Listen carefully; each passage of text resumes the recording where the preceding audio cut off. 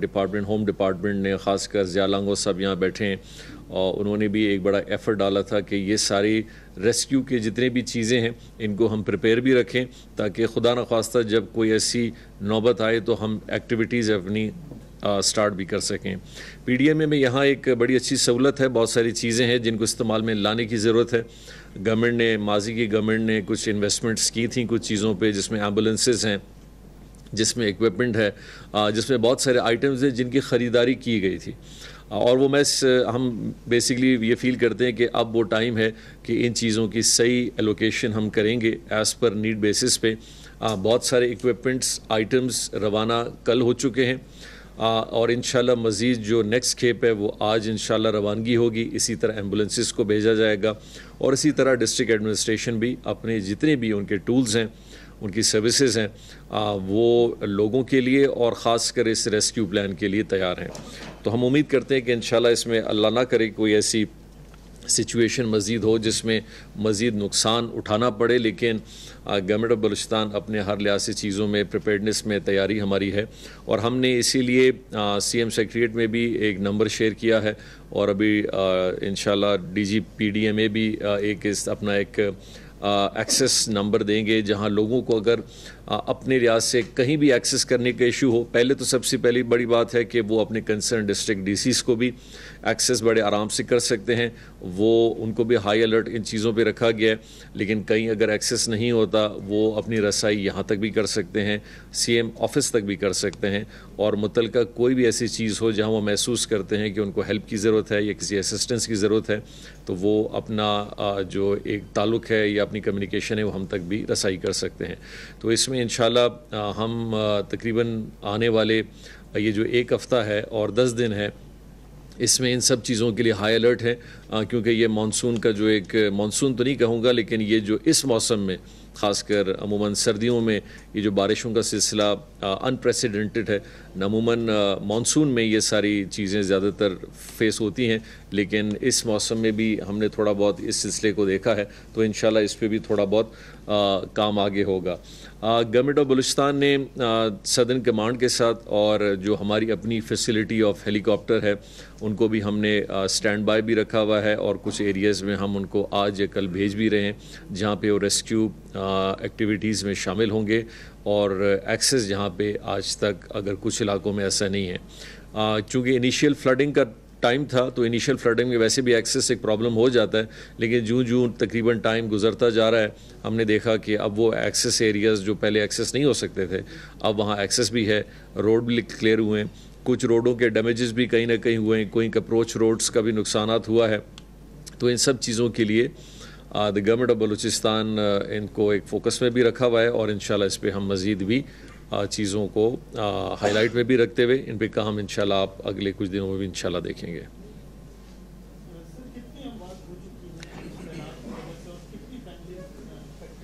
देखिए ये तो आप ये कह सकते हैं असल में जो इनिशियल जो डेथ के हवाले से वो अभी तक 2 हुई हैं जो कि लसबेला में है। बाकी जैसे आपको पता है ये कल सिलसिला स्टार्ट हुआ है तो इनिशियल एक दिन में तो आप असेसमेंट ये नहीं कर सकते कि कितना एरिया डैमेज हुआ है, कितनी फैमिलीज़ अफेक्टेड हुई हैं, लेकिन ये सिलसिला ऑफ असेसमेंट साथ साथ भी चल रहा है। चूँ एक्सेस कुछ एरियाज़ में मिलता जाएगा वहाँ क्लैरिटी और ये डेटा हर आवरली बेसिस पे अपडेट इंशाल्लाह होगा। डिप्टी कमिश्नर्स भी हमें बताएंगे बाकायदा लैंड क्या अफेक्ट हुआ है, एरियाज़ कौन से अफेक्ट हुए हैं क्योंकि हर एरिया में तकरीबन फ्लडिंग्स नहीं हुई हैं, चंद फोकस एरियाज़ हैं और वही हमने अभी प्रेजेंटेशन में भी बात की थी कि हम हाईलाइट उन एरियाज़ को करेंगे जिन एरियाज़ में एग्जैक्टली इन चीज़ों का कंसंट्रेशन ज़्यादा फ्लडिंग की हुई है।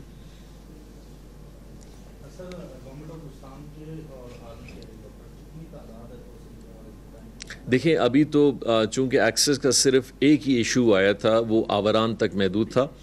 और लसबेला में 1-2 एरियाज़ थे जहां एक्सेस, लेकिन वो बहुत बड़ा एरिया नहीं है, वो छोटा सा एरिया था लेकिन पानी वहां पिक्यूलर सिचुएशन उस एरिया में ऐसी है कि जहाँ भी जब भी बारिश या फ्लडिंग होती है अमूमन वो कट ऑफ हो जाते हैं। लेकिन अबरान में फिर वो हेली रेस्क्यू जो एक एक्सेस इशू जो आ रहा था उसमें अभी प्रॉब्लम नहीं है, वहाँ भी एक रोड एक्सेस इंशाल्लाह जल्द साफ़ हो जाएगा, वो खुल भी जाएगा। लेकिन आर्मी की देखें इनिशियली गवर्नमेंट ऑफ बलूचिस्तान का हेलीकॉप्टर एक ही है, वो ऑन स्टैंड बाय भी है और इंशाल्लाह जहाँ ज़रूरत पड़ेगी जाएगी भी। आर्मी के पास इसकी तादाद ज़्यादा है, लेकिन हम उसको नीड बेसिस पे रख रहे हैं। जो नीड बेसिस पे ज़्यादा ज़रूरत पड़ेगी और अगर इतनी सीरियसनेस आएगी तो हम इंशाल्लाह उनसे जो भी ज़्यादा तादाद की भी ज़रूरत पड़ेगी हम उनसे लेंगे। कल सदर्न कमांड और बल्कि आज भी सदर्न कमांड के ऑफिस में उनके साथ लाइजो हमारा चल रहा है और वो भी हाई अलर्ट पे इन सब चीज़ों पे हैं। उनके जितने भी 33 डिव खासकर इसको देखता है, 33 डिव भी देख रही है और एफसी भी इस चीज़ को दे रही है। तो मेरा ख्याल टोटल अभी आप इन टर्म्स ऑफ नंबर अगर कहें तो 4 हेलीकॉप्टर स्टैंड बाय पे हैं जो रेस्क्यू ऑपरेशंस को इनिशियली जहां ज़रूरत पड़ सकती है,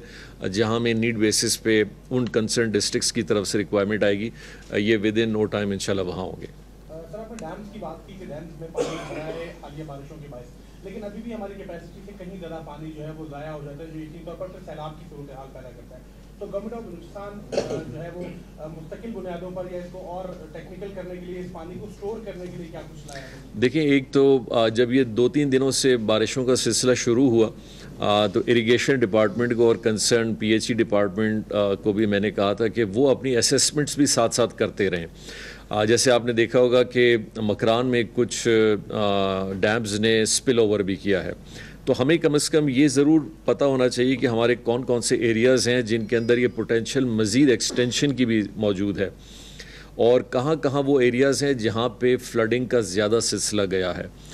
बलूचिस्तान के अंदर अमूमन ये तो अल्लाह की बड़ी एक रहमत है और हमें अल्लाह का शुक्र अदा भी करना चाहिए। यकीनी तौर पे फ्लडिंग के कहीं कहीं नुकसानात आते हैं, लेकिन ओवरऑल में बारिशों का सिलसिला मजमूई तौर पे ख़ासकर बलूचिस्तान में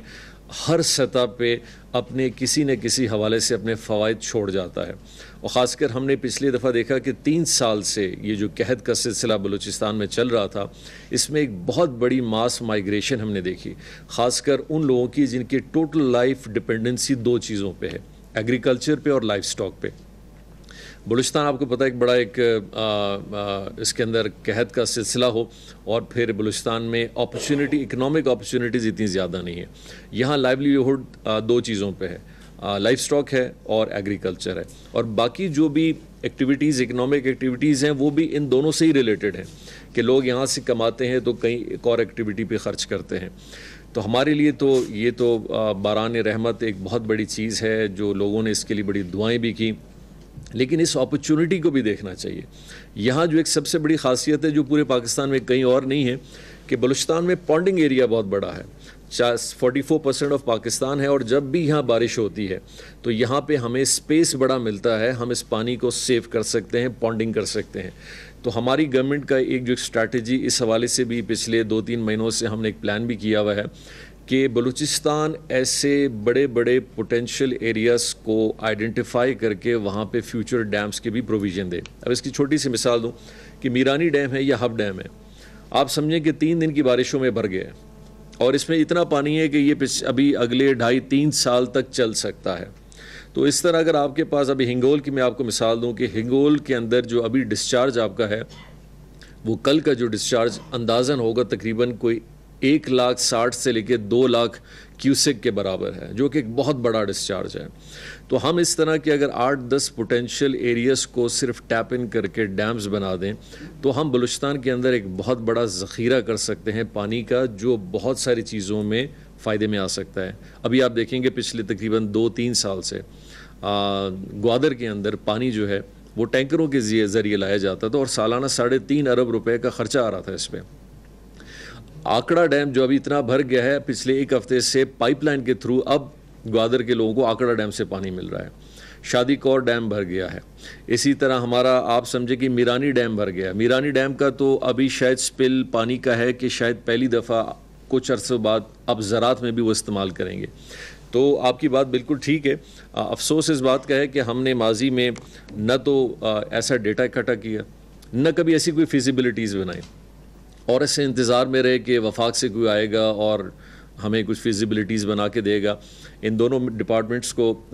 बल्कि पिछले तकरीबन कोई 15 दिन पहले हमारी प्रेजेंटेशन हुई थी और मैंने इनको यही कहा था कि आप अपनी फिजिबिलिटीज़ बनाने में कोई हिचकिचाहट ना करें, जाएं, सर्वे करें, डेटा इकट्ठा करें, प्रपोजल्स बनाएं, ताकि इन प्रपोजल्स को आगे मटीरियलाइज़ किया जाएगा। और मैं समझता हूँ कि अगर हम आने वाले 3-4 सालों में अगर इसमें कामयाब हो गए तो बलूचिस्तान के अंदर बहुत बड़ा पानी का एक ज़ख़ीरा है जिसको हम टैप कर सकते हैं, जो ज़ाया ना हो।